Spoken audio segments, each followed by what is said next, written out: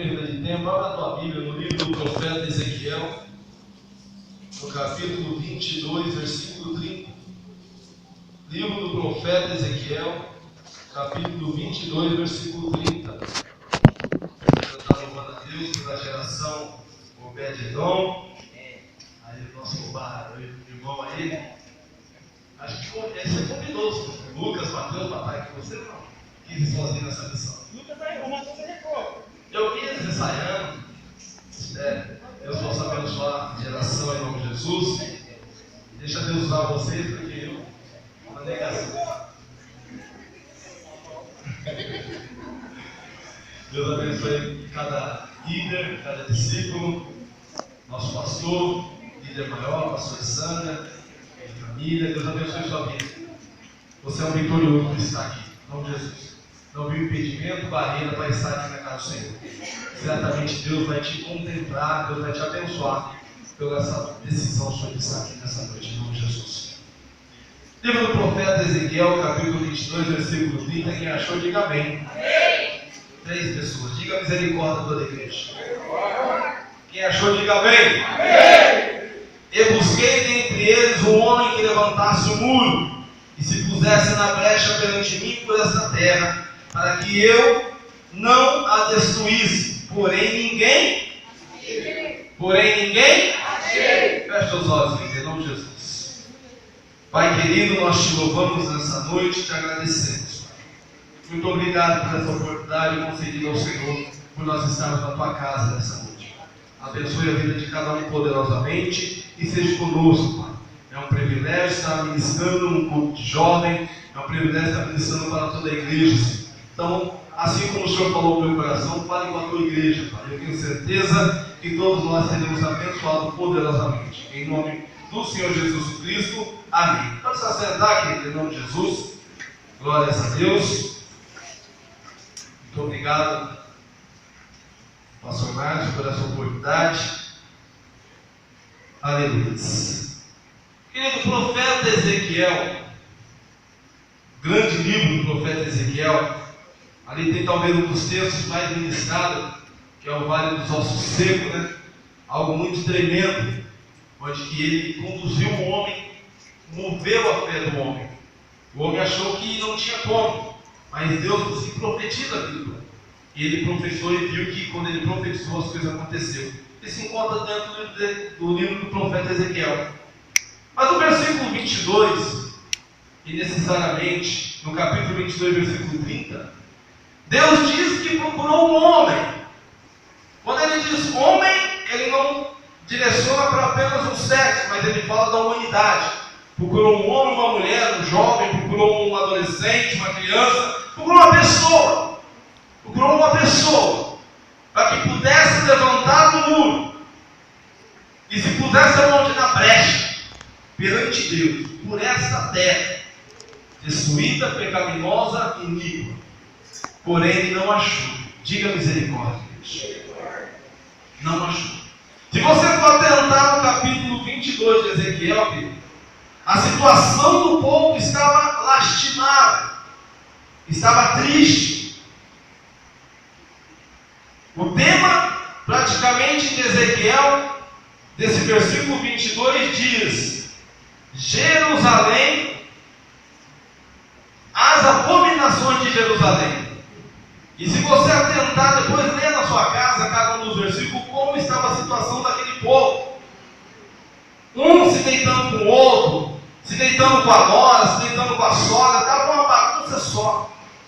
Estava uma destruição só, nada diferente do que tem acontecido hoje. E nesse exato momento, Deus procurou uma pessoa, olha para a terra e procurou uma pessoa, para que pudesse interceder, para que pudesse guerrear, brigar, lutar pela terra. E ninguém achou. Certamente todos se corromperam, todos se prostituíram, todos estavam melados no seu pecado, cheios de lodo, lamaçado. Israel, para quem Deus fala isso, se encontrava também num período como esse, quando o rei Acabe governou. Para quem não sabe, o rei Acabe, ele casou-se com Jezabel, que era filha de Etibaal. Ele era rei de Tiro e sacerdote de Baal e de Astarote. Certamente a filha veio com tudo isso para se casar com Acabe, que era rei de Israel, rei de Judá. E pelo fato de ela vir, ela trouxe todos os seus ídolos para a sua casa. E ela acabou convencendo o rei Acabe, um homem que foi colocado por vontade de Deus, a se corromper com seus ídolos. E ele se corrompeu. Ele levantou altares para o povo adorar. As pessoas sacrificavam seus filhos para os demônios. Ele criou ganância no seu coração. Nabote tinha uma vinha do lado do seu castelo e ele confessou aquela vinha de Nabote. E Nabote, por ser herança do seu pai, ele estava dentro da lei e não quis vender para cá. Ele se entristeceu diante de Jezabel. Jezabel foi lá e levantou um falso testemunho de Nabote. E ele foi apedrejado, não somente ele, mas os seus filhos, porque ele falou que ele havia blasfemado. Tudo isso foi as atrocidades que o rei Acabe cometeu diante da frente do livro, diante de toda a igreja, vamos dizer, diante do reinado. O profeta Micaías ou Mica se levantou contra ele, dizendo que Deus não se agradava do seu reinado. E dizendo que por essa atitude de ele ter matado Nabote, a família dele também seria destruída. No período que Acabe reinou, ele teve 3 guerras contra os assírios. 3. 2 dessas ele prevaleceu contra Ben-Hadad. Na segunda, ele prendeu o Ben-Hadad, que era o rei dos assírios, e o soldou pela condição de Ben-Hadad devolver as terras de Israel e fazer bazares em Damasco para cá. Ele libertou Ben-Hadad na segunda guerra. Na terceira guerra, Ben-Hadad se levantou novamente contra Israel e prevaleceu. Os profetas levantados por rei Acabe vieram e profetizaram a favor dele, dizendo que ele podia, que Deus era com ele. Porém o profeta conseguiu, não era feliz, mas mesmo assim ele foi.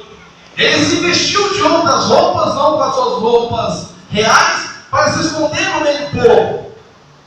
Mandou simplesmente, quando chegaram diante dos soldados dos sírios, viram que não era o rei, porque ele vestiu outra pessoa como rei.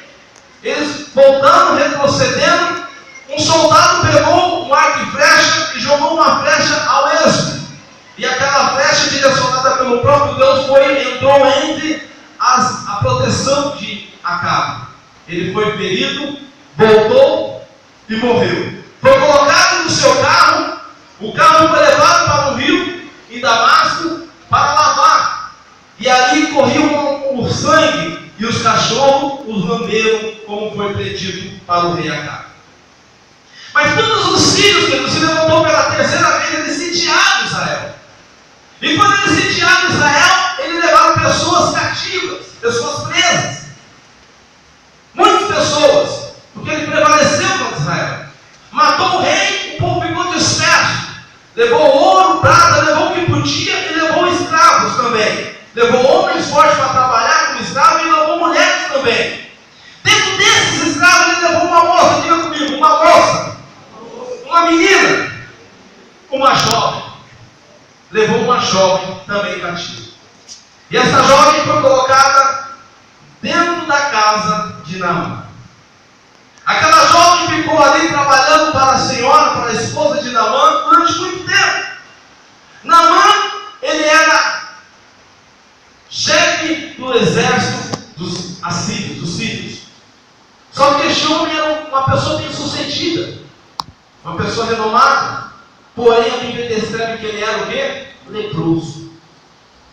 E aquela jovem via a situação do seu senhor. Via que aos poucos ele iria ficar o corpo inteiro com carne viva. A lepra é aquele corpo que fica com carne viva. A progressão dessa enfermidade, as partes vão caindo, a orelha vão caindo, nariz vai caindo, mão, dedos vão caindo, e a pessoa vai se autodestruindo. Isso é a lepra. E a moça, aquela jovem, viu a situação do seu senhor e falou para o seu senhor: se acaso o meu senhor estivesse em Israel, diante do profeta, ele poderia ser curado, poderia ser sarado disso. Aquilo caiu no ouvido de Naamã, porque já estava sem saída, não sabia mais o que fazer. Ele foi diante do rei e pediu uma carta para que ele pudesse ir até o rei de Israel, falar com ele. E foi concedido, porque ele era uma pessoa de alto calão, era uma pessoa importante para o rei da Síria.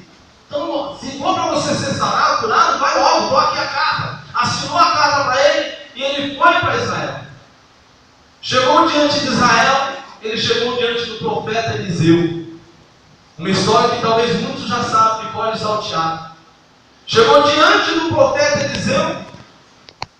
O Eliseu nem quis atender. Antes disso ele já tinha passado com o rei. O rei achou que o rei da Síria queria novamente guerrear contra ele. Mas não era esse plano. E ele foi diante de Eliseu. E Eliseu apenas mandou ele ir no Rio Jordão e mergulhar 7 vezes no Rio Jordão. Aquele homem ficou irritado, virado. Porque em Damasco havia rios mais limpos do que o Rio Jordão. E retrocedendo para a sua casa, ainda uma lepra brava, um dos seus servos disse: meu senhor, ele pediu uma coisa tão fácil. Se tivesse uma coisa difícil, não faria, então por que não vai lá e mergulha? Dá esse mergulho. E Naamã ouviu e foi no Rio Jordão. E quando ele deu o último dos 7 mergulhos, levantou a pele dele, estava com pele de criança. Ele foi curado. Amém.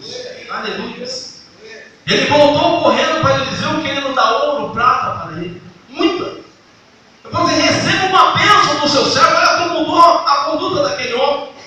Recebe uma bênção do seu servo. Ele falou assim: não, pode ir embora com todos os seus, com a sua bênção, com os seus presentes. E ali Geazi correu atrás e pegou aquele parte daquilo ali. E a lepra de Naamã foi para Geazi. Aleluia. Querido, eu parei até o final da história para que você pudesse entender aonde se encaixa aquela jovem que eu falei para você. Abre a tua Bíblia em 2 Reis, capítulo 5, versículo 2.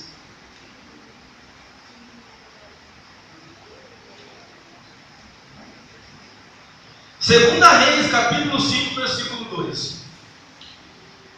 Diz assim: os sírios, numa das suas investidas, haviam levado presa da terra de Israel uma menina que ficou ao serviço da mulher de Naamã.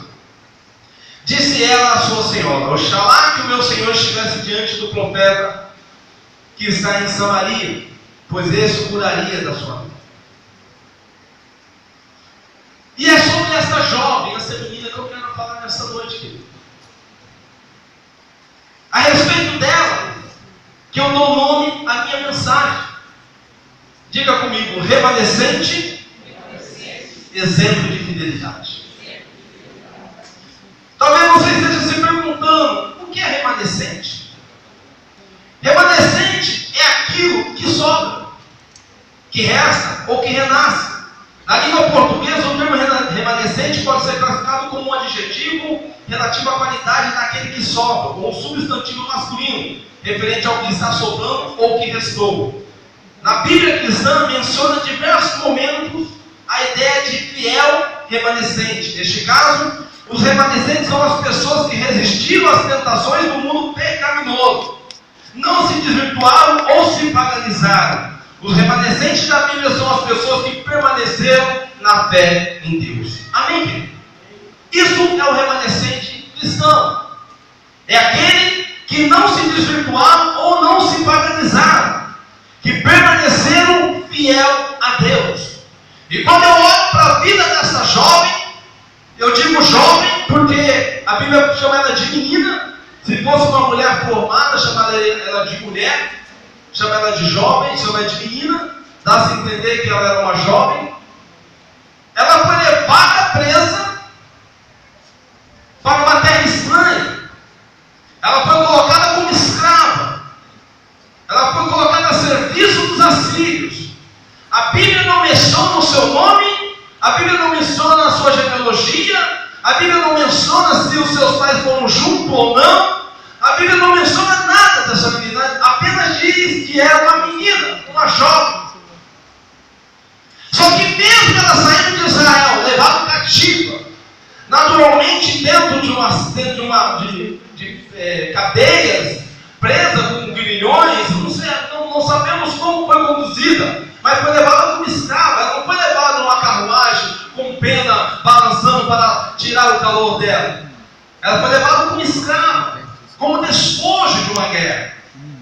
Se aqueles de Israel vencessem os assírios, eles seriam humilhados. Então, como eles venceram Israel, tudo que tinha em Israel era despojo. O ouro seria para comércio, a prata também, e o ser humano seria para ser colocado em serviço forçado. Os homens mais fortes seriam para ser colocados, talvez, na seara, para carregar carros e outras coisas. Os velhos, naturalmente, foram mortos, porque não tinham valia alguma. As crianças talvez não tinham sido mortas também, porque não tinham valia nenhuma. Mas já os jovens fortes, virtuosos, as mulheres bonitas, seriam para os senhores, as pessoas de alto calão, como Naamã. E essa menina foi colocada lá. Imagine a situação dessa menina. A Bíblia não fala a idade, mas dá a ideia que era um jovem. O jovem tem em torno de 15 a 20, 25 anos. Imagine uma moça numa terra estranha, servindo de escrava, numa casa, talvez onde foi humilhada e tudo mais. Qual seria a conduta dela?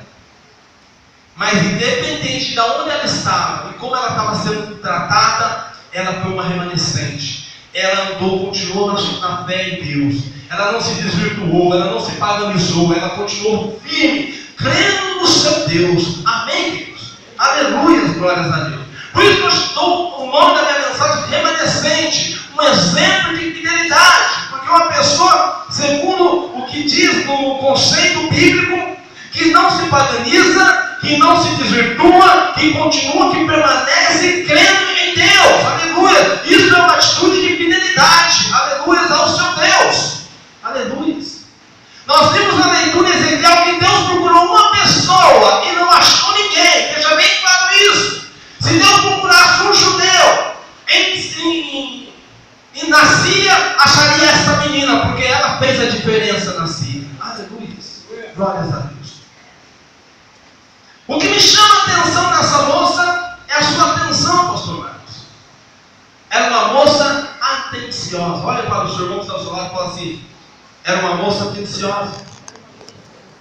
Olha o que diz no versículo 3: disse ela à sua senhora: oxalá que o meu senhor que é Naamã, estivesse diante do profeta que está em Samaria, pois este o curaria da sua lepra. Lembra que eu falei que era um escravo? Que estava em terra estranha? Pois é. Mas ela entendeu, querido, que o seu Senhor precisava de um milagre. Que o seu Senhor precisava de uma intervenção somente divina. O seu Deus, que chamava Ribote, não estava fazendo nada para ele. Porque ela via os holocaustos, os sacrifícios, as oferendas que Naamã fazia para o seu Deus Ribote. E ele não estava fazendo nada. A lepra estava crescendo cada dia mais. Talvez no começo ele cobriu as suas mãos porque ela ficou visível, mas daqui a pouco foi para o braço, foi para o rosto, e ela viu que cada dia que se passava, o seu Senhor, Naamã, estava cada dia mais leproso. Vai saber se já não estava caindo até parte do seu corpo.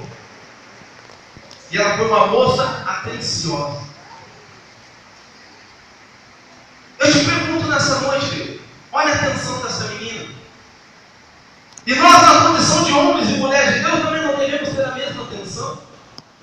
Quantas pessoas passam do nosso lado que estão sendo conduzidas para o inferno? Simplesmente, se elas morrerem ali na esquina, o destino dela é o inferno. E muitas vezes nós não fazemos nada. Quantas pessoas passam do nosso lado com a sua vida destruída? E nós, como homens e mulheres de Deus, não fazemos nada também. Não damos nenhuma direção para ele. Quantas pessoas passam do nosso lado e estão precisando de uma palavra de ânimo, de refrigério, uma palavra de Deus? E muitas vezes nós nos calamos, como diz o pastor Abilmar, boca de siri. Ficamos com boca de siri diante da pessoa. Quantas pessoas passam do nosso lado, que é o nosso irmão em Cristo? a coisa é dele juntamente conosco, e nós não fazemos nada. Ela viu o seu Senhor passando do seu lado e lembrou de uma pessoa que podia mudar a história dele. E quantas pessoas passam do nosso lado e nós não lembramos de uma pessoa que pode mudar a história daquelas ali e muitas vezes não falamos nada. Diga misericórdia. Nos calamos, ficamos mudos. É como se nós fôssemos egoístas, queremos só para nós. Eu estou salvo, eu estou com a minha vida familiar resolvida, financeira resolvida, Deus manifestou o seu poder na minha vida, então está bom. Deixa os outros que se virem, eles que buscam. Não é assim, nós sabemos que não é assim. A atenção dessa menina, querido, dessa jovem, mudou a história de Naamã. E muitas pessoas precisam ter a história mudada, e Deus depende de mim e de você. Amém, queridos? O que passa nós é só abrir a nossa boca e mostrar uma direção para ela, como essa jovem fez. Olhe para o irmão que está do seu lado e diga: apenas uma direção. Aleluia. Quantas histórias você pode mudar a partir de hoje? Pelo fato de você começar a prestar atenção das pessoas que estão à sua volta. Quantas histórias você verá transformadas amanhã, como nós temos muitos aqui no nosso meio, por apenas uma palavra, uma decisão, de você apresentar um Deus que tudo pode, de você apresentar talvez o teu líder, que é um homem de Deus, que é uma mulher de Deus, que pode ir na casa dele e orar por ele. Essa jovem falou do profeta que estava em Samaria. E você, de quem falará a partir de hoje?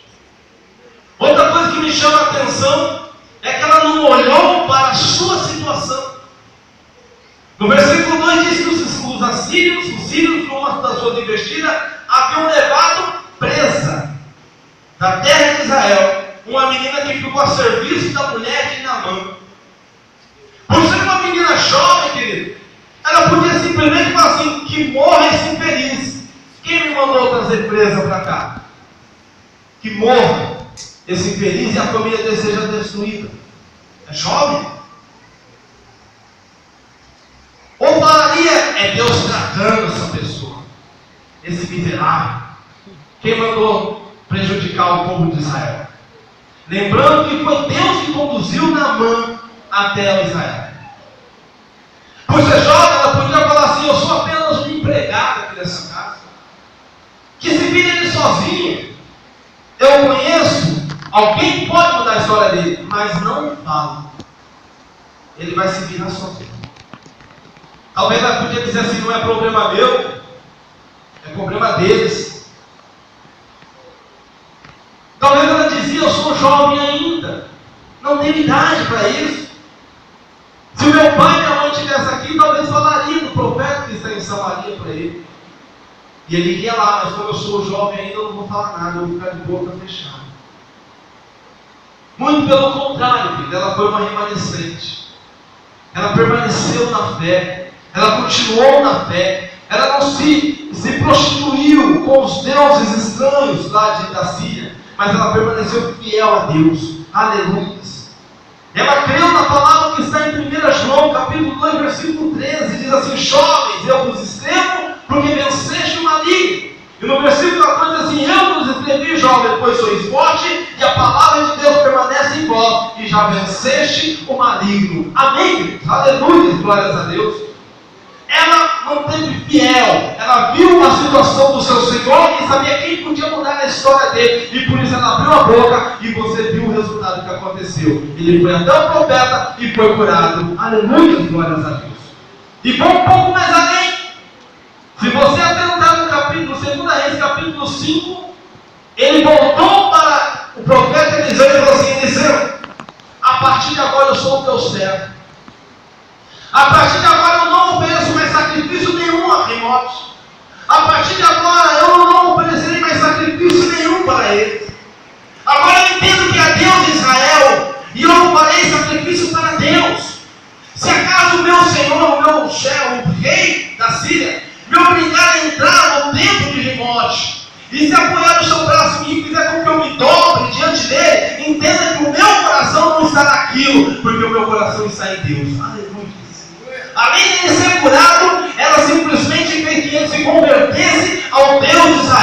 ao Deus Todo-Poderoso. Aleluia, glórias a Deus. Essa jovem foi um remanescente. E por ela ser um remanescente, ela foi um exemplo de fidelidade. Aleluia. Olhe para o irmão que está do seu lado. Pergunte se ele quer ser um remanescente. Aleluia. Em 2 Reis, capítulo 5, versículo 17, olha o que Naamã diz.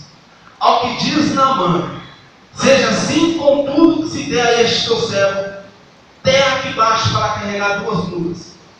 Porque nunca mais oferecerá a este teu servo holocausto nem sacrifício a outros deuses, senão ao Senhor. Nisso perdoe o Senhor o teu servo. Quando o meu amo entrar na casa de Rimon para lhe adorar, ele se apoiar na minha mão, e eu também ter que me curvar na casa de Rimon. Quando assim me curvar na casa de Rimon, nisso perdoe o Senhor o teu servo. Ele poderia se prostituir com os deuses da Síria.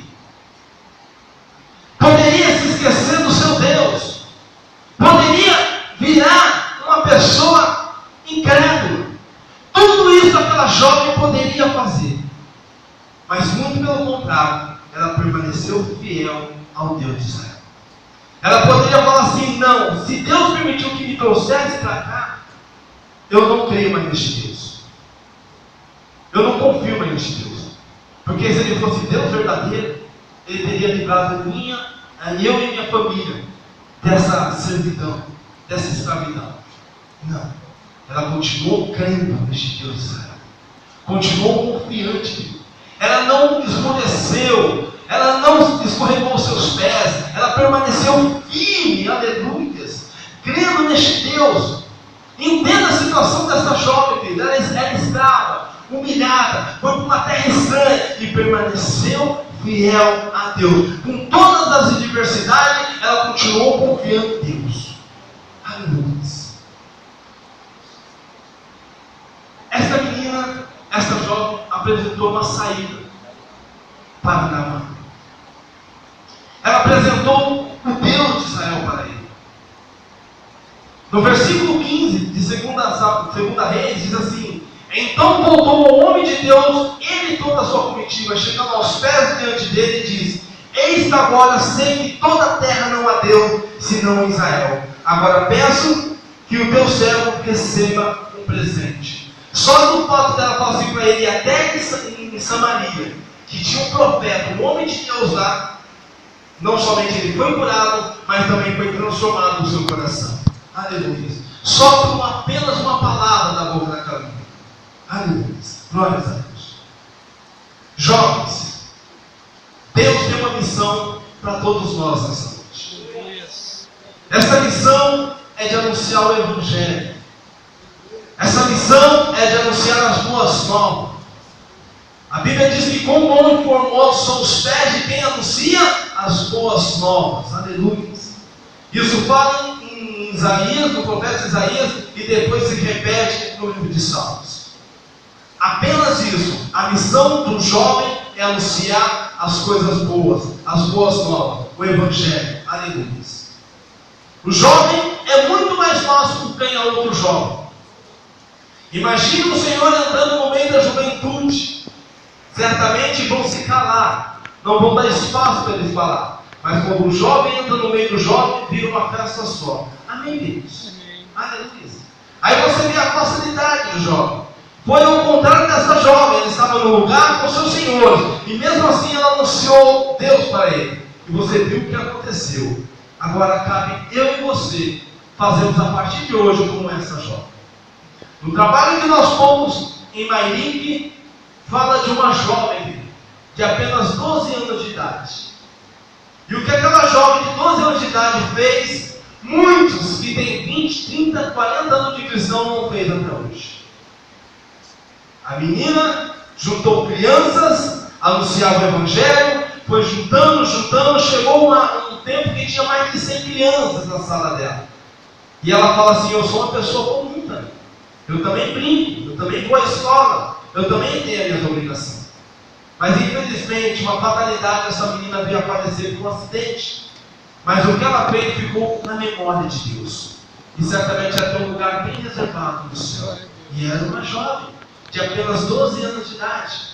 A Bíblia não fala a idade dessa jovem, mas viu que o que ela fez história, mudou história. Aleluia. Cabe eu e você hoje ver a vida dessa jovem aqui, a situação dela e o que ela fez e começar a mudar a nossa cultura a partir de hoje.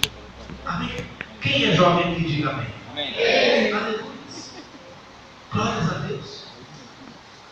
O Anderson falou que jovem até 99 anos, né, meu irmão? Então, até 99 é jovem. Mas eu falo para jovens realmente, esses jovens unidos multiplicando o poder, que participaram do Jump, fizeram uma festa só, ainda são jovens, não assumem responsabilidade, muitas vezes têm atitudes de criança, mas em outras atitudes como adulto, porque é jovem. Isso faz parte do jovem. Eu louvo a Deus pela vida dos líderes de jovem, que tem uma paciência com o jovem. Eu via, quando eu tinha a geração do Samuel, os filhos do pastor Amorim participou da geração do Samuel. Eles queriam brincar, queriam só isso. Eram jovens de 8 a 12 anos de idade, como aquela menina que eu falei. Só queriam brincar, só queriam desenhar, só queriam fazer um oba-oba. Talvez essa geração do Samuel estenda um pouco mais, até 15, 16, 17, 18, 19 anos, é jovem ainda. Nós vemos jovem, querido. Eu vejo hoje o Israel, cadê o Israel? Aleluia. Tão jovem, quantos anos você tem, Israel? 20, é jovem, e já com uma célula. Que Deus abençoe a sua vida, querido. Atrás de vidas. O que levou ele a fazer isso? Decisão própria. Sentiu no coração, vou fazer. Eu quero fazer parte desse projeto. E através dele nós vimos o Varão e muitos outros que estão vindo aí. É jovem. Decidiu fazer diferente. Decidiu ser um remanescente.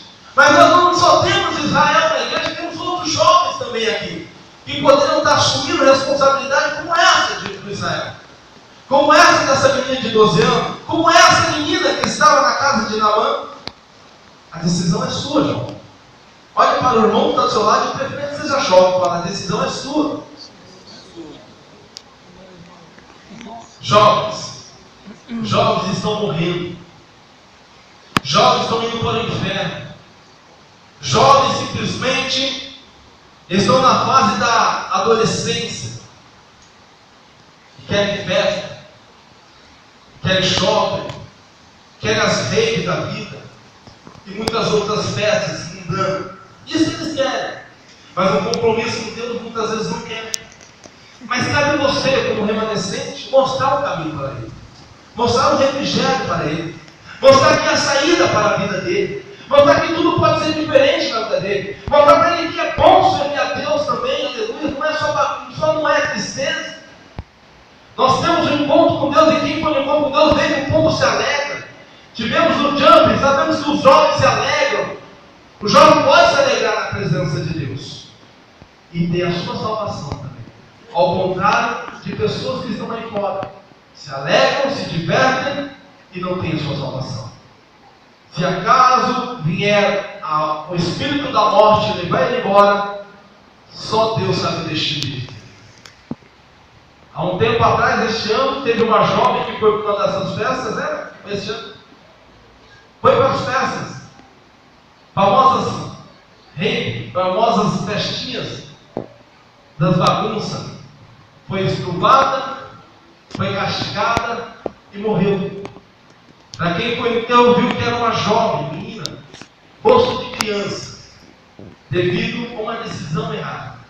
Talvez se para essa jovem que estava lá, tivesse um dos remanescentes anunciado para ela um Deus que tudo podia fazer na vida dela, o que levava ela para essa bagunça, o que levava ela a tomar essa decisão, apresentasse uma outra opção para ela, talvez hoje ela estaria no nosso meio, servindo a Deus, mas hoje ela está morta. Aonde está, pastor? Só Deus sabe. Mas se tiver Jesus no seu coração, certamente aonde quer, o inferno. A partir de hoje, jovem, como essa mesma menina falou, Oxalá, Deus queira que nem você e nem os demais jovens morram sem Deus, mas possam conhecer a Deus. Os jovens que estão aqui dentro permaneçam fiel a Deus, como essa mesma menina permaneceu. Mesmo na casa de um homem que adorava a Deus estranho, mesmo em uma terra estranha, continuou fiel a Deus. Sabe o que isso quer dizer? Você na sua escola, você no seu trabalho, você fora da igreja, tem que continuar sendo fiel a Deus. Continuar mostrando o seu caráter de cristão. Hoje nós temos a liberdade, né, pastor Marcos? Mas o apóstolo Paulo diz que não use a liberdade para o pecado. Por que eu estou dizendo isso? Hoje as mulheres têm que vestir um saião até os pés. Não tem que vestir uma roupa até aqui. Não tem que vestir a burca como os islâmicos. Hoje você pode vestir o seu short, vigia no short, a sua blusa, seja colada ou não. Hoje você pode usar a roupa que você quiser. Hoje você pode ir para onde você quiser. Hoje você pode assistir televisão. Tinha a época da Assembleia de Deus, era proibido televisão. Hoje você pode assistir sua televisão, hoje você pode ter seu tablet, seu celular. Tem a liberdade total. Mas o apóstolo Paulo diz que todas as coisas me são lícitas, mas nem todas me convêm. Amém, queridos? Falo para vocês, jovens. Vocês vão permitir que muitas pessoas sejam mandadas para o inferno, hein? Naamã, se continuasse naquela conduta, o destino dele era o inferno. Por quê? Porque ele morreria com a sua lepra e servia ao Deus Rimon. Mas uma jovem remanescente apresentou Deus para ele. E ele foi transformado. Cabe hoje você apresentar aquele que mudou a sua vida, aquele que mudou a sua história, aquele que te fez algo na sua vida, para as pessoas que estão aí fora. Aleluia. Glórias a Deus. Nós vemos muitos jovens dentro da Bíblia.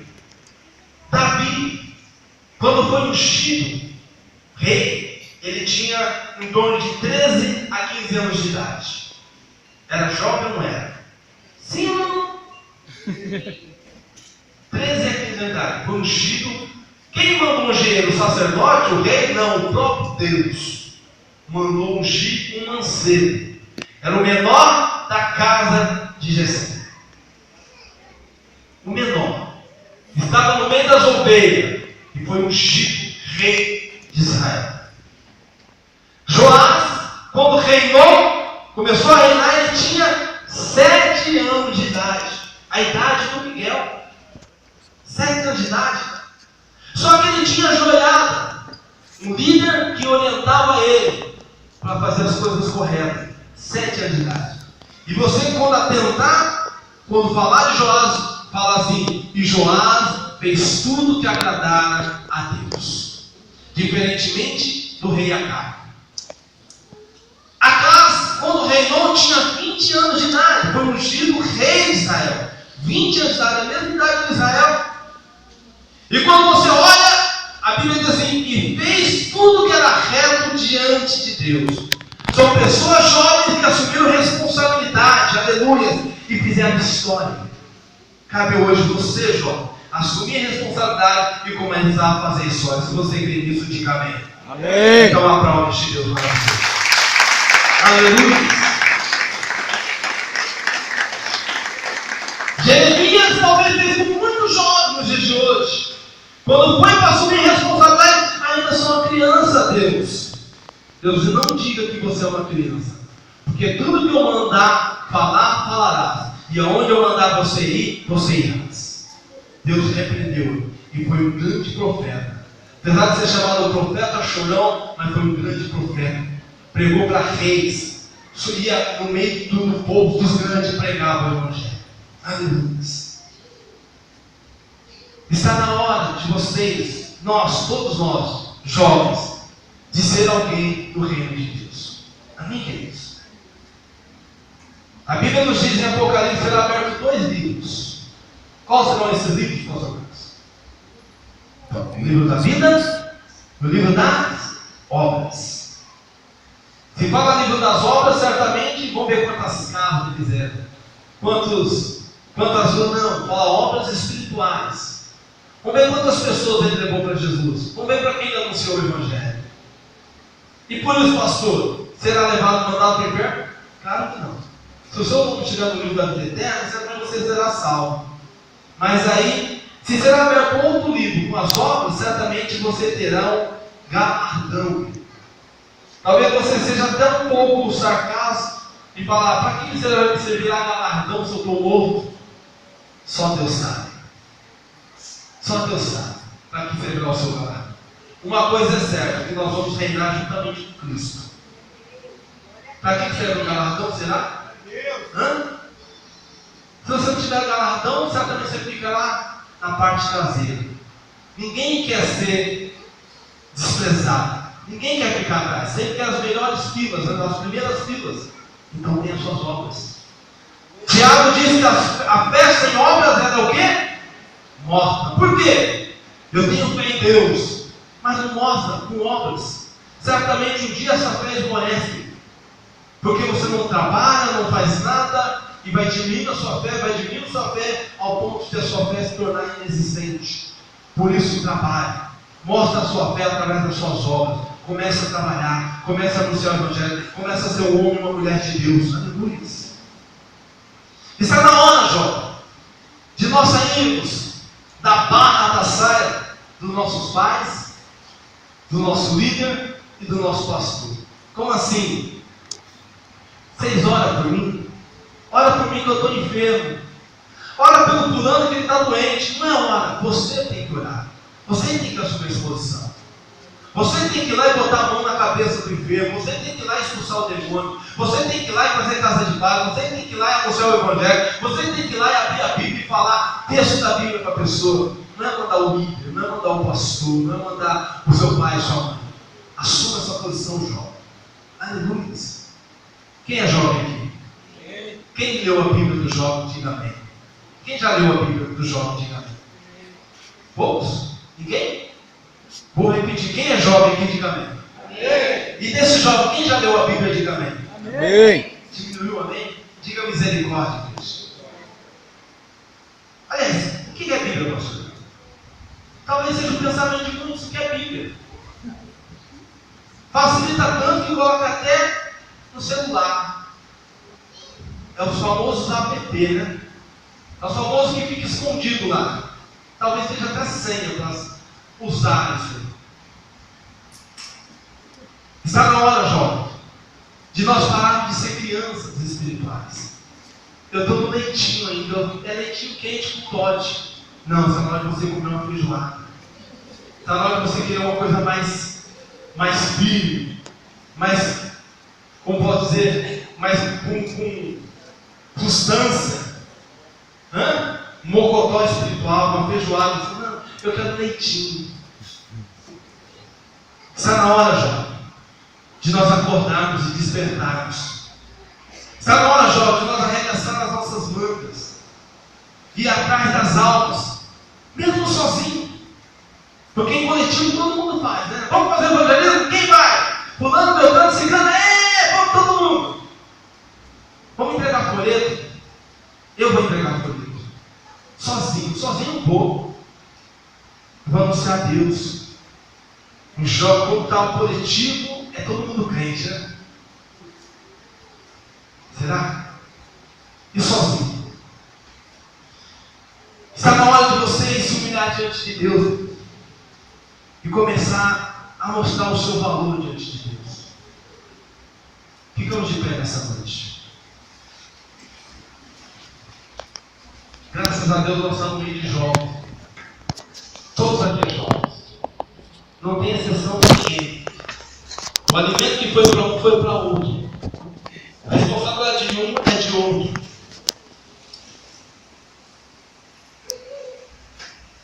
Se você vê pessoas lá de Israel, jovens, eles vão para as suas sinagogas com as suas camisas xadrez, com os seus tzitzit, que é as franjas, com a sua kippá na cabeça, com a sua a Torá e o Tart. Criança.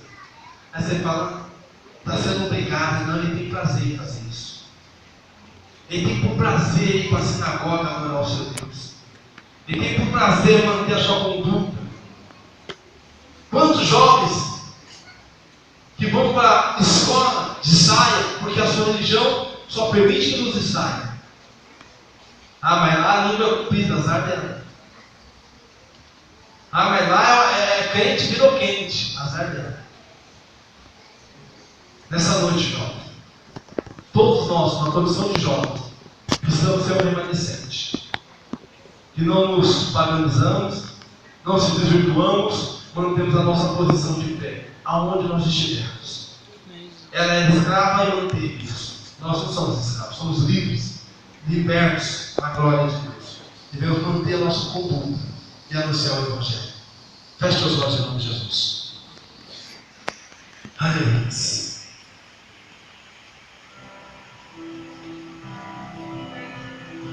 Você na produção de jovem, a responsabilidade é de quem de anunciar o Evangelho? Só dos maiorais? A responsabilidade de anunciar o Evangelho é de quem? Do pastor da igreja? Você como jovem, querido, o que você pensa da vida? Quero roupa de marca, tênis de marca, quero tudo de marca, quero celular de uma geração. Deus pode te dar tudo isso, desde que você assuma um compromisso com Ele. Deus pode te prosperar muito, jovem. Deus pode fazer você um jovem muito feliz. Quando nós olhamos para o sacrifício de Abraão, diz os estudiosos que Isaac tinha em torno de 16 a 17 anos, quando ele foi levado para o monte.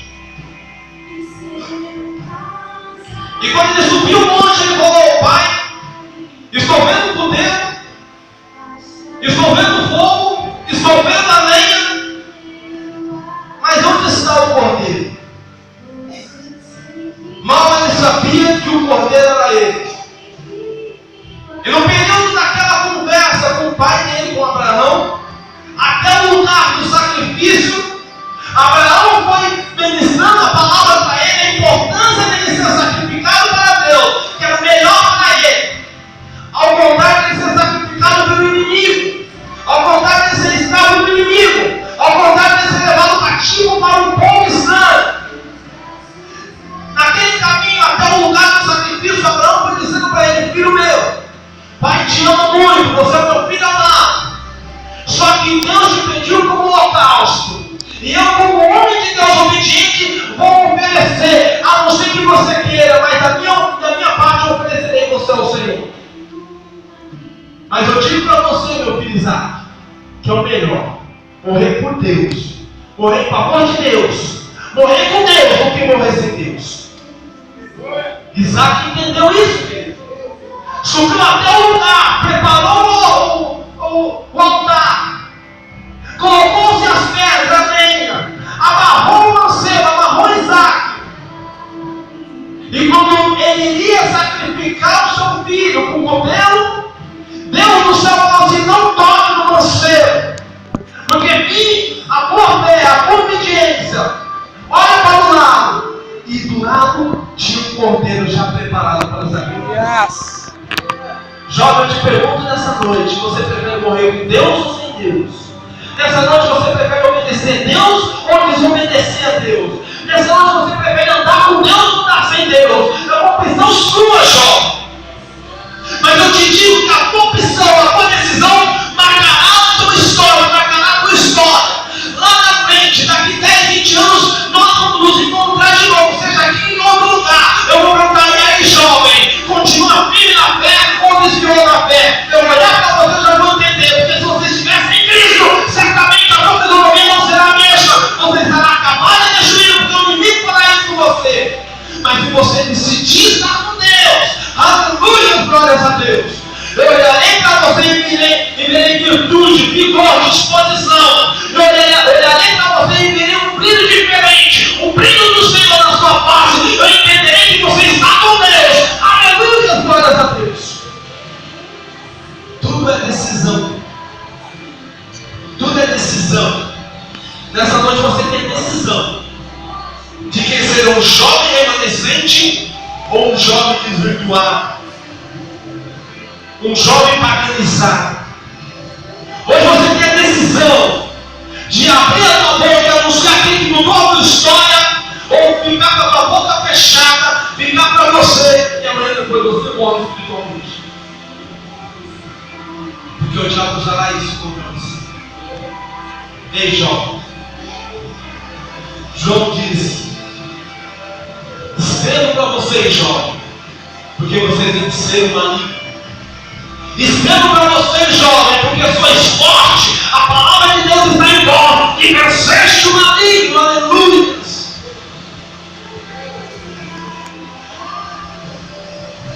Deus queira conhecer a sua palavra com esse jovem nessa noite. Que Deus olhe para você e tenha alegria no seu coração, tenha prazer no seu coração de ter morrido na cruz por você, e ele entender que valeu a pena, porque você é um jovem de Deus. Ainda com seus olhos fechados, posso ficar na hora da Deus. Graças a Deus. Pai querido, em nome do teu filho amado Jesus, quero nesse momento orar pela vida de cada jovem aqui presente. Posso ver, Senhor, pelos olhos da fé, que cada um de nós, cada um dos teus filhos, eles estão com aquela menina, num lugar estranho, numa casa estranha, mas com uma palavra profética no coração. Cada jovem dessa igreja, meu Pai, nasceu para ser um pregador da sua palavra. Cada jovem dessa igreja nasceu para ser um anunciador do teu reino. Ó Deus, e aonde eles estiverem, eu profetizo que as coisas irão mudar. Na escola, na faculdade, no emprego, ali nas amizades do bairro, nas vizinhanças, aonde eles estiverem, o Senhor com certeza usará cada um dos teus filhos para ser um promotor, para ser um anunciador, para ser um arauto da tua palavra. E quando eles começarem a falar do Senhor, as pessoas saberão que há esperança, as pessoas saberão que há uma saída, as pessoas saberão que há um Deus todo-poderoso que vive e reina e que pode vir ao encontro de cada um para resolver esses problemas. Meu Deus, em nome de Jesus, eu estou profetizando sobre a vida de cada jovem. Eu sei que muitos, ó Deus, têm olhado para as suas tentações, têm olhado para as suas provocações, para as suas dificuldades e lutas internas, lutas que estão impregnadas em suas almas, e que muitas vezes o inimigo tem usado como algemas, como prisões para segurá-lo, para impedir de alcançar o propósito do Senhor. Muitos têm olhado para isso, meu Pai, mas nessa noite, ó Deus, eu os convido a olhar para a cruz, eu os convido a olhar para aquilo que Jesus fez naquela cruz do Calvário, por cada um de nós, porque ali foi pago o preço de todos os nossos pecados, e nada mais pode nos impedir, nada mais pode nos segurar, nada mais pode nos atrapalhar a alcançar, ó Deus querido, o propósito que o Senhor estipulou para cada um nesta noite em nossas vidas. Por isso eu coloco em tuas mãos agora. Nos declaro, Senhor, abençoados. Nos declaro esses jovens, como diz a tua palavra, fortes. Em nome de Jesus eu declaro que esses jovens são fortes. Eu declaro que a palavra do Senhor na vida deles. E eu declaro que o inimigo já está vencido e derrotado na vida de cada um deles. E aonde eles estiverem, haverá diferença, haverá mudança, haverá reforma, haverá transformação, porque o Senhor estará na vida deles. Em nome do Senhor Jesus, nós declaramos a bênção, a vitória, para a glória do teu nome, é que nós oramos, te agradecemos e aplaudimos o teu nome. Aleluia. Glória a Deus. Aleluia. Glória a Deus. Jovens, eu quero ter uma reunião com todos os jovens aqui, meu canto esquerdo, para dar uma palavra para vocês.